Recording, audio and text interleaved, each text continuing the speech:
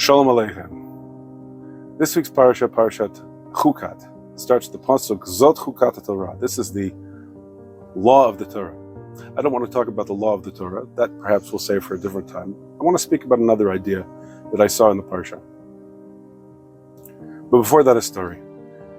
Many years ago, when I was working with the Netzach Yehuda project, which was then known as Nahal Haredi, I was working with one of the new commanding groups that was getting the camp ready for the new recruits that were going to be coming soon. They worked incredibly hard.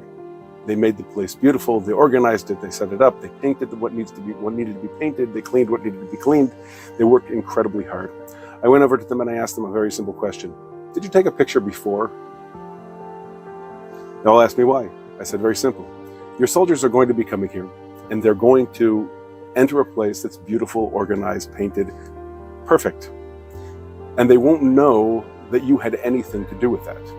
If you put on the bulletin board a picture before and after, then they'll recognize the work that you put into it and they'll respect you for it. In this week's Parsha, we find something very interesting. Two great tzaddikim pass away. The first one is Miriam, followed by her brother Aaron. When Miriam passed away and when Aaron passed away, it's clear to everybody that the world was not the same world. These two great tzaddikim that were in the world beforehand all of a sudden left and the world was emptier than it was before. But for whatever reason, HaKadosh Baruch Hu decided, I'm going to show the world their worth.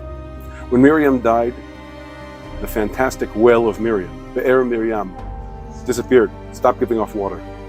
Now, just for a second, if you think about that, Bnei Yisrael were at least 2 million people in the desert, along with all of their children and along with all of their animals. They needed an incredible amount of water every single day.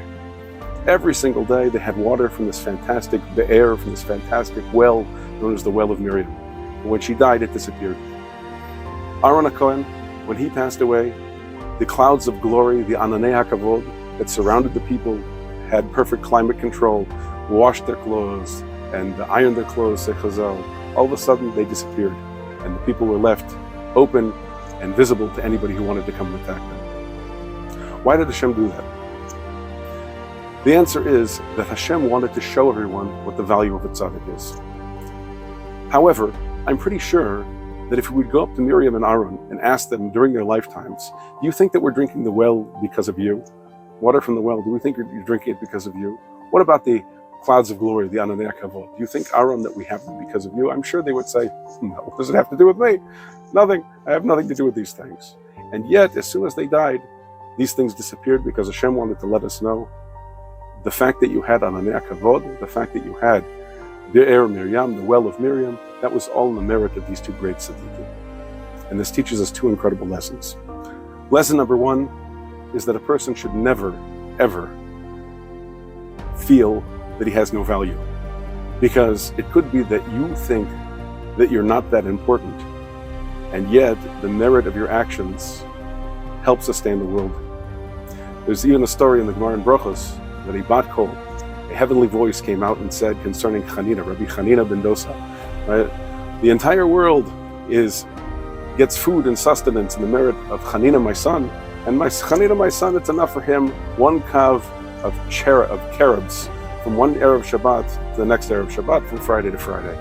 That was Chanina b'ni, but his merits sustained the whole world. But if you would ask him, do you think that your merits sustain the whole world? I'm pretty sure he would say no, but that was a reality. But even more important than that is it's not just any person that merits to sustain and have an incredible impact in the world. It's a person who's a tzaddik. When Aaron and Miriam left, these two great tzaddikim left. And it was in their merit, the merit of their tzidkus, the merit of their righteousness, their wonderful actions, their caring about other people, that they had such a tremendous impact in the world.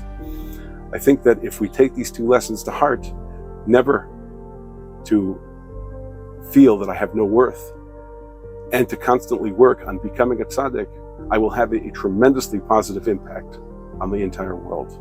Shabbat Shalom.